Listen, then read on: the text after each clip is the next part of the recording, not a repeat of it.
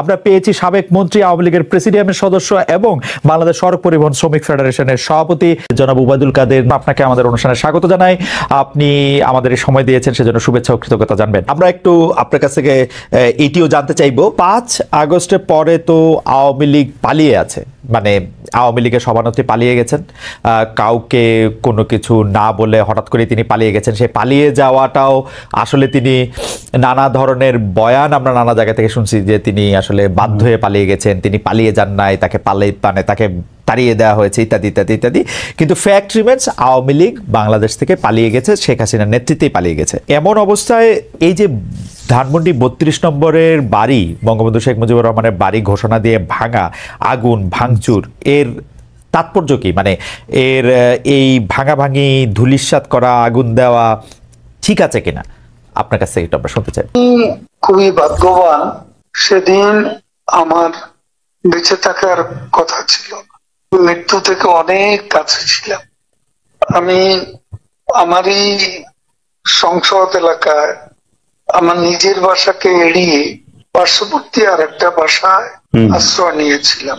তখন চারদিক থেকে মিছিল আসছিল এবং এটা আসলে ছিল প্রধানমন্ত্রী গণভবন কেন্দ্রিক, এবং এটা আমরা অবাক হলাম যে সংসদ এলাকাতেও এটা ছড়িয়ে পড়ে এবং একটা লুটপাটের যে লম্পেন স্টাইলের কতগুলো ঘটনা ঘটে এবং সেখানে বিভিন্ন ধরনের লোক আসে এবং এদের মধ্যে বেশিরভাগই মনে হয়েছে এটা কোন রাজনৈতিক অভ্যুত্থান, এটা লুটপাটের অভ্যুত্থান। যে বাসাতে ছিলাম তারা সে বাসাতেও হামলা করে। তারা জানতো না যে সেখানে আমি আছি। আমার বাসা তারা লুটপাট করেছে, কিন্তু যে বাসায় আমি গিয়ে আশ্রয় নিলাম সেখানে তারা হামলা করবে এটা আমি ভাবতাম। কিন্তু সেখানেও দেখলাম যে অনেক লোকজন ঢুকে পড়ে এবং তারা ভাঙচুর, লুটপাট করতে থাকে। আমি আমার স্ত্রী সহ আমরা বাথরুমে ঢুকিয়ে যাই, অনেকক্ষণ ছিলাম, প্রায় 5 ঘন্টা।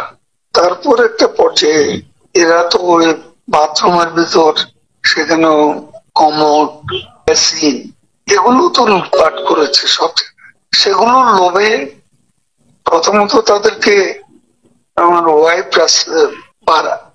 সেই বাথরুমের মুখে দাঁড়িয়ে বারবার বলছিল যে আমি অসুস্থ, এ কথা বলে তাদের ফিরিয়ে দিচ্ছে। কিন্তু একটা পর্যায়ে তারা এই বাথরুমে যেগুলো আছে সেগুলো লুট করার জন্য জোরপূর্বক প্রবাসীর হুমকি দেয়। তো সে সময় আমার ওয়াইফ জিজ্ঞেস করেছে কি করবো, খুলে দেওয়া যাওয়া হবে। তারপরে 7-8 জন ছেলে ঢুকলো। তার খুবই আক্রমণাত্মক দৃষ্টিভঙ্গি। তখন হঠাৎ তারা আমার দিকে তাকিয়ে আপনি নেত্রী চলে গেল, আপনি জাননি কেন? আমি কিছু বলছিলাম। তারপরে এই ছেলেদের মধ্যে কি ভাবের উদয় হয়েছে জানি না, তারা আমাকে বলে আপনার ছবি তুলবো। তারপর আমার ছবি তুলতে শুরু করলো, সেলফি নিচ্ছিল। এরা ছাত্ররা অনেকে আমাকে চেনে, তো কি কারণে তারা তখন আক্রমণাত্মক যে মনোভাবটা ছিল নিমেষে শীতল হয়ে গেল। তারা ঠান্ডা মাজাজে তখন কথা বলছিল। এদের মধ্যে আবার এক পর্যায়ে একটা গ্রুপ তারা চেয়েছিল আমাকে রাস্তায় সেনাবাহিনী হাতে তুলে দিতে। কেউ কেউ আবার এটাও চেয়েছিল যে জনতার হাতে তুলে দিতে। এটা অবশ্যই তখন একটা মানসিক ভাবে ভেতরে ভেঙে পড়েছিল। এরপর এরা এদের একটা শার্ট, এদের ওই ব্যাজ, পতাকা শোভিত ব্যাজ লাগিয়ে আবার কালো একটা মুখে একটা মাস্ক দিয়ে আমাকে হাঁটতে হাঁটতে এলাকা থেকে বড় রাস্তা, গণভবন অভিমুখী রাস্তা, ওখানে নিয়ে যায়। নিয়ে হঠাৎ করে কোত্থেকে একটা একটা ট্যাক্সি আসে, একটা ইজি বাইক, সেটা খালি ছিল, ওখানে কোনো গাড়ি ঘোড়া কিছু ছিল না। ওটা হঠাৎ করে কেন যেন এসে পড়ল, তো আমার ভাগ্য। এরা দুজনে আমাকে নিয়ে, আমার ওয়াইফকে নিয়ে ওটাতে উঠলো আর বলতে লাগলো, ওতে তো অসংখ্য মানুষ, চেক আপ সব জায়গায়। এরা বলতে লাগলো যে আমাদের চাচা চাচি অসুস্থ, হাসপাতালে নিচ্ছি, ডিস্টার্ব করবে না। এই করে করে নিয়ে গেল একটা অনেক দূরে একটা জায়গায়। তো এটা হলো, ভাবতেও পারেনি ওরা যখন বাথরুমে ঢুকলো যে বেঁচে থাকে। জনাব উবায়দুল কাদেরকে আপনাকে অনেক ধন্যবাদ, আপনি আমাদেরকে সময় দিয়েছেন। আমি সরাসরি প্রশ্নে চলে আসি। শেখ হাসিনা স্পষ্টতই আপনাকে অপছন্দ করেন, অনেক কিছুর জন্য আপনাকে দায়ী করেন, পদ্মা সেতু এবং এই সেই। এর কারণ কি বলে আপনি মনে করেন? আপনাকে কি তিনি তার প্রতিদ্বন্দ্বী মনে করেন, নাকি সত্যি তার কাছে এমন কোনো তথ্য রয়েছে যে আপনার বিশাল কোনো রাজনৈতিক অভিলাষ রয়েছে? আপনি কি রাজনৈতিকভাবে তার প্রতিদ্বন্দ্বী হয়ে উঠছেন বলে তিনি আপনাকে অপছন্দ করছেন, না কি কারণে? আপনার কি মনে হয়? আমার মনে হয় উনি মনে করেন যে আমি দেশের সর্বোচ্চ ডাকু, সন্ত্রাসী, কিংবা আমি অপরাধী, আমি সেরা চোর, এই জাতীয় জিনিস মনে করেন। কাজে সেগুলো ব্যাখ্যা করেন উনি তার মুখে।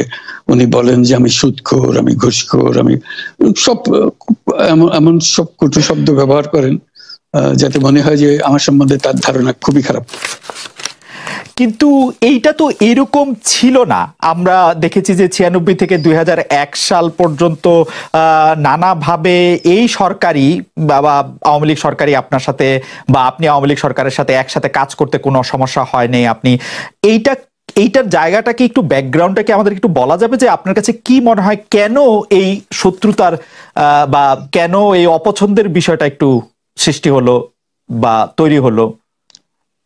যেই হোক, এটা আমার তরফ থেকে হয়নি। আমি তাকে যথাযথ শ্রদ্ধা করে নিয়ে গেছিলাম আমাদের মাইক্রো ক্রেডিট সামিটে ওয়াশিংটন ডিসিতে। আমাদের প্রধান অতিথি করে নিয়ে গেছি, সবাই সম্মান করেছে। কারণ এই মাইক্রো ক্রেডিটটা তখন পৃথিবীর সামনে আসছে, বড় আকারে আসছে, এবং এটা বাংলাদেশের অবদান হিসেবে সবাই স্বীকৃতি দিচ্ছে।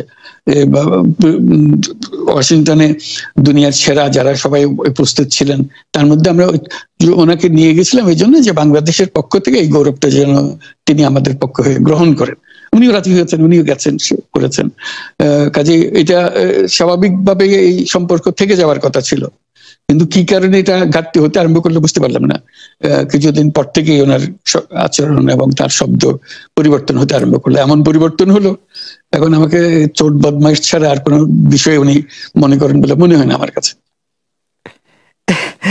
আসলে এটা নিয়ে কথা বলাটা একটু বিব্রতকরই, কিন্তু কেউ কেউ এটা বলে থাকেন যে বিশেষ করে যে 2007 সালে যে 111 সরকার আমরা যাকে বলি, তাদের যে বিরাজনীতিকরণের একটি চেষ্টা, সেই চেষ্টার মধ্যে আপনার অংশগ্রহণ আছে কিনা। যদিও বারবার বলা হয় যে আপনি আসলে সেই ক্ষমতাটা দখল করতে চেয়েছিলেন, অথচ আমরা উল্টা শুনেছি, আপনার মুখেও শুনেছি, যারা ওই সময় কুশলভ ছিলেন তাদের মুখেও শুনেছি যে আপনাকে আসলে অফার করা হলো, আপনি সেটি ফিরিয়ে দিয়েছিলেন।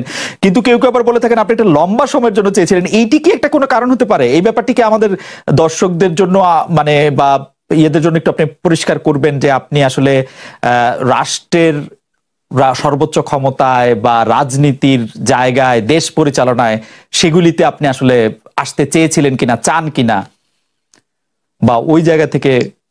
যদি চাইতাম খালেদ, যদি চাইতাম, তখন যখন মিলিটারি আমার বাসায় এসে বসে রইল সারা রাত আমাকে রাজি করানোর জন্য, আমি তো লুফে নিতাম। রাজি করানোর জন্য বসে থাকতে হবে কেন? আমি যদি ক্ষমতায় চাইতাম বলে আর চলেন চলেন, কি করতে, কি কোন জামাটা পড়তে হবে দেখিয়ে দেন, এখনই যাচ্ছি। আমি তো সেটা করিনি। তাদের সঙ্গে তর্ক করেছি, সারা রাত ধরে তর্ক করেছে যে না ভাই আমাকে দিয়েন না, আমি এই কাজের উপযুক্ত না, আপনারা অন্য লোক খোঁজেন। তারা আমার উপরে মন ঠিক করে ফেলেছে আমাকে দিতে হবে। আমি বারে বারে বলতেছি তাদেরকে, তারা নিরাশ হয়ে ফিরে গেল, বললো যে সকালবেলায় আবার আসবো, সকালবেলায় আসলে তখন আপনি আমাদেরকে বলেন যে রাজি আছেন। আমি বললাম না, সকালবেলা আসলে একই কথা পাবেন। কারণ আমি তো এটা এমন কিছু না যে মনের মধ্যে সন্দেহ রেখে, দ্বন্দ্ব রেখে আপনাদেরকে বলছি, অত্যন্ত পরিষ্কার ভাবে আপনাদের কাছে বলছি। ঠিক আছে, তা না হলে তো আমি সঙ্গে সঙ্গেই রাজি হয়ে যেতাম। কে ছাড়ে? আপনাকে দেশের পুরো সরকারের প্রধান হবার জন্য আহ্বান জানাচ্ছে, বাংলাদেশে এরকম কয়জন মানুষ আছে বলবো যে না আমি এই দায়িত্ব গ্রহণ করব না? আমি তো করলাম সেটা, এখন আমার নামে বলা হচ্ছে 10 বছর চেয়ে। আমি বছর নিয়ে প্রশ্নই ওঠে না। প্রশ্ন হচ্ছে আগামীকাল সকালবেলা আপনি শপথ গ্রহণ করবেন, এই কথা। আমি বলছি না, করবো না। তারপরে এরপরে তো কয় বছর কয় কাণ্ড। আমি 10 বছর দিয়ে কি করবোটা কি? আমি 10 বছর দিয়ে, আমি তো বলছি আমি এই কাজের জন্য নই। দেশে আমার দেশ পরিচালনা করা আমার দায়িত্ব না, আমার কাজ না। আমি জানি না এটা কিভাবে করতে হয়, আমি যেটা জানি সেটা করি। Make sense. আপনার মেয়ে মনিকা ইউনুস সম্প্রতি একটি সাক্ষাৎকার দিয়েছেন CNN-এ। সেখানে আমি তাকে একটু যদি অনুবাদ করি তাহলে সেরকম পড়তে পারবো, যে আমি তাকে উদ্ধৃত করছি যে কোনো এক সময় প্রধানমন্ত্রী শেখ হাসিনা ও ডক্টর ইউনুস একসঙ্গে কাজ করেছেন। আমি আশা করি সেই সময়টা আবার ফিরে আসুক, শুধু গ্রামীণ কিংবা সংশ্লিষ্ট সব প্রতিষ্ঠানগুলোর ভালোর জন্যই নয়। যদি তারা আবারও একসঙ্গে কাজ করেন তাহলে সেটা চমৎকার হবে। এই মনিকা ইউনুসের এই আশা কি আপনারও মানে একই রকম আশা কিনা, যে প্রধানমন্ত্রী শেখ হাসিনা এবং ডক্টর ইউনুস একসঙ্গে কাজ করলে আরো কিছু চমৎকার কাজ হবে, বা এটা আপনি আশা করছেন এরকম কি? এটা কি এখন আমার জন্য করা যাচ্ছে না যে আমি নারাজ, যে করতে চাই না? তুমি ভাবখানা এমন করছো যে আমি আপত্তি করছি, আমি কাজ করতে চাই না। আমাকে যে বললাম চোর বদমাইশ করে রেখেছে, সেখানে কাজ করার তো কথাই উঠছে না। আমার নাম উঠলেই ওনার রাগ উঠে যায়। আমাকে সুদখোর না বললে ওনার মন তৃপ্ত হয় না।